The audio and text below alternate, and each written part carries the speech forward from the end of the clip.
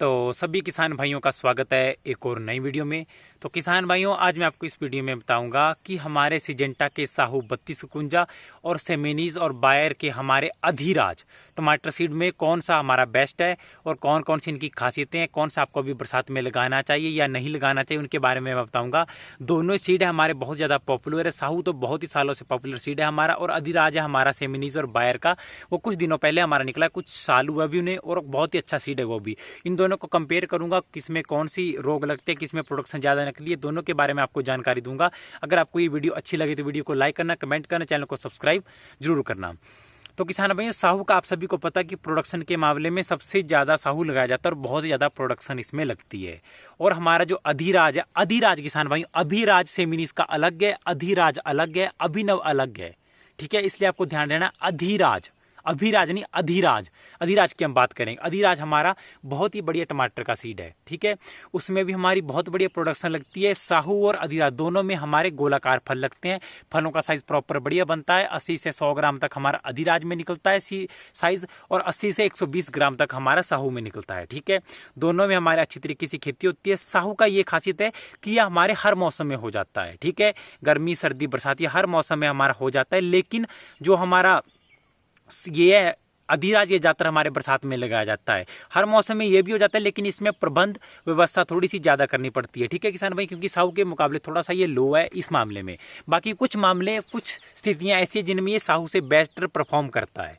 ठीक है, बाकी दूसरी बात करते हैं हम किसान भाइयों की, रोग सहन करने की क्षमता किस में ज्यादा होती है। दोनों ही हमारे में बैक्टीरियोविल्ट नहीं लगती है, रोग सहन की क्षमता बहुत ज्यादा बढ़िया है, दोनों में कम रोग लगते हैं। लेकिन एक मामले में हमारा साहू को बीट कर देता है हमारा अधिराज, क्योंकि साहू में आप सभी को बता दूं मैं, लीफ कर्ल वायरस लगने के चांसेस रहते हैं। कुछ क्षेत्रों में ज्यादातर लगता है, कुछ जलवायु वहां की इस प्रकार की होती है जिनमें लीफ कर्ल वायरस या येलो कर्ल वायरस लगता है, लेकिन हमारे अधिराज में लीफ कर्ल वायरस नहीं लगता है। ठीक है, और बाकी दोनों ही टमाटर हमारे बढ़िया सीड है, अच्छी सीड है, अच्छी परफॉर्मेंस आपको देखते हैं। जो हमारी हार्वेस्टिंग शुरू होती है साहू में थोड़ी सी 5 दिन लेट होती है, इसमें अधिराज के मुकाबले। अधिराज में 5-6 दिन पहले हार्वेस्टिंग शुरू हो जाती है, 60-65 दिनों में। ठीक है, बाकी दोनों ही बढ़िया सीड है हमारे, बहुत बढ़िया प्रोडक्शन दोनों में निकलती है। बाकी आप किसी भी सीड को लगा सकते हैं बरसात में अभी। ठीक है किसान भाई, मेरा तो ये मानना है किसान भाई, देखो सीड तो हमारे दोनों ही बेटर है, कोई भी सीड हो बैटरी होते हैं, सब बढ़िया होते हैं।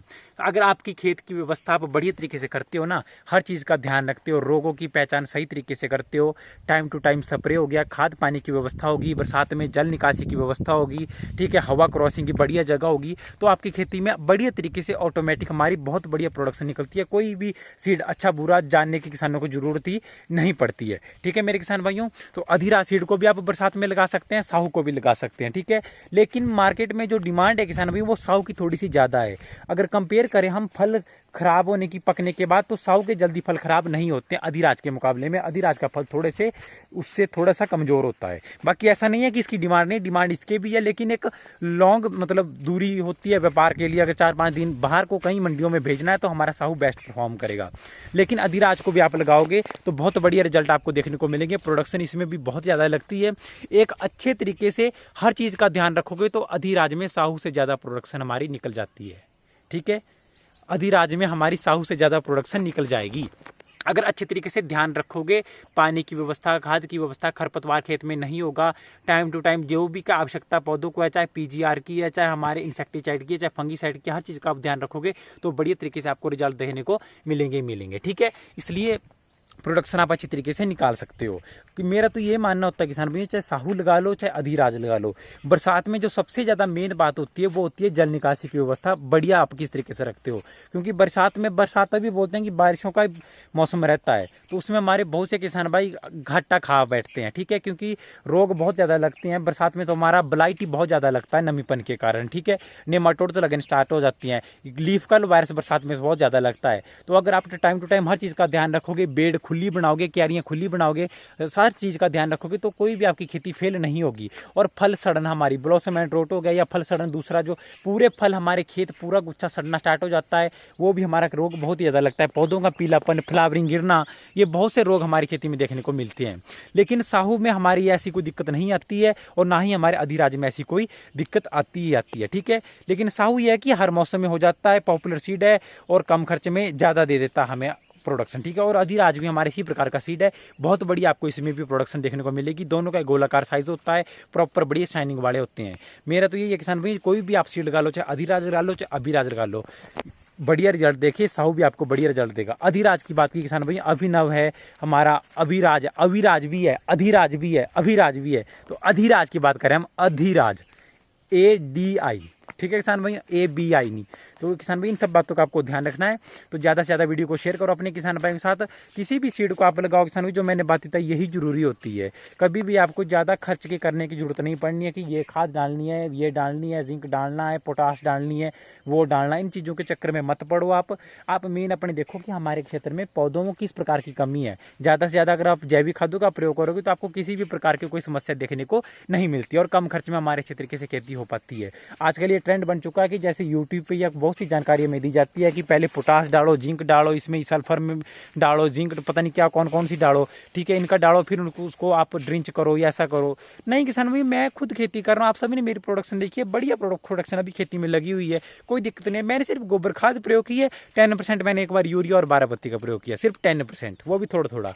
उसके बाद मैंने किसी तरह का कोई प्रयोग नहीं किया। अब जैमृत मैंने तैयार किया हुआ है, उसको मैं पानी लगाते समय डाल दूंगा, ड्रिंच कर दूंगा, बस बढ़िया खेती है। अगर किसान भैया आप हर साल ज़्यादा से ज़्यादा रासायनिक केमिकल डालोगे तो आपकी खेती खराब होगी, आपकी खेती डिपेंड हो जाएगी केमिकल के ऊपर। अदरवाइज अगर आप जैविक खादों का प्रयोग करते हैं ज़्यादा से ज़्यादा तो आपकी खेती सफल रहेगी और कम खर्च में आपको ज़्यादा मुनाफा मिलेगा ही मिलेगा, लेकिन एक प्लानिंग से काम करना पड़ेगा, ठीक है मेरे किसान भाइयों। बाकी दोनों सीड है हमारे बहुत बढ़िया सीड है। बायर भी हमारा बहुत बढ़िया अच्छा ब्रांड है, पॉपुलर है। सिजेंटा तो है ही पॉपुलर हमारा, ठीक है। अच्छे तरीके से खेती करो, हर चीज़ का ध्यान रखो आप। फ्लावरिंग किसान भैया, अभी मैं आपको एक टॉपिक को और इसी में वीडियो में कवर कर देता हूँ। जो हमारी फ्लावरिंग पढ़ने के लिए हम PGR का प्रयोग कर देते हैं, जो प्लांट ग्रोथ रेगुलेटर होते हैं, जो टॉनिक बोलते हैं हम, चाहे इसाबियोन है, चाहे होशी है, या और भी ब्रांड्स के आते हैं हमारे यहाँ। सिजेंटा का क्लचर भी आता है और भी आते हैं, बहुत से आते हैं। तो इनकी आपको प्रयोग करने की किसी की भी आवश्यकता नहीं है। अगर आपके खेत में प्रॉपर फर्टिलाइजर है, पोषक तत्व है, आपके पौधों को मिल पा रहे हैं, खेत में प्रॉपर धूप मिल पा रही है। बरसात में बहुत ज़्यादा दिक्कत आती है कि खेतों के आसपास हमारे बहुत ज़्यादा घास पैदा हो जाता है, पेड़ पौधे होते हैं उनमें पत्तियां नहीं, तो धूप खेत को प्रॉपर नहीं मिल पाती है। पौधों को प्रॉपर अगर 5-6 घंटे धूप या 6 घंटे धूप मिल पाए तो ऑटोमेटिकली प्रकाश संश्लेषण के माध्यम से पौधे अपना भोजन बना पाते हैं और हमारी जो फ्लावरिंग है वो ऑटोमेटिकली बढ़िया तरीके से हो पाती है, ठीक है। तो ये सब छोटी छोटी बातों का आपको ध्यान रखना होता है। धूप जितनी ज़्यादा पड़ेगी उतनी ज़्यादा खेती में फ्लावरिंग पड़ेगी। अगर आपके खेत में धूप नहीं है, पोषक तत्वों की कमी है, फिर चाहे किसी भी प्रकार के टॉनिक हो गया, PGR हो गए, फर्टिलाइजर होगा, कोई भी महंगे से महंगे आप उर्वरकों का प्रयोग कर लो, आपकी खेती में प्रोडक्शन नहीं लगेगी। अगर फ्लावरिंग पड़ भी जाएगी तो वो गिर जाएगी, ठीक है।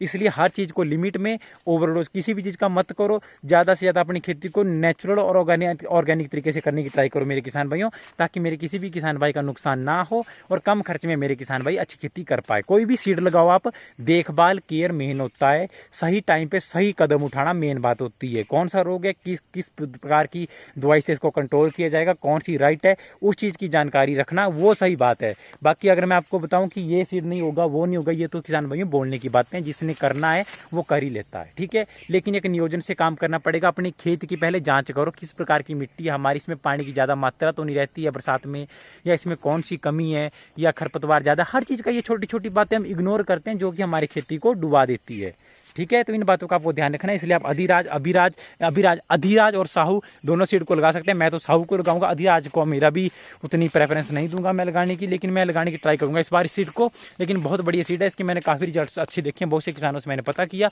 बहुत बढ़िया प्रोडक्शन इसमें लगती है, अच्छी प्रोडक्शन लगती है। अगर अच्छी तरीके से चाहे कोई भी सीड लगाओ, खाद पानी हर चीज़ की ध्यान रखोगे तो प्रोडक्शन आप डबल हर किसी से भी निकला सकते हो, ठीक है। तो इन बातों का आपको ध्यान रखना है किसान भी। तो मिलते हैं किसी नई वीडियो में। इस वीडियो को ज़्यादा से ज़्यादा शेयर करना अगर आपको वीडियो अच्छी लगी है।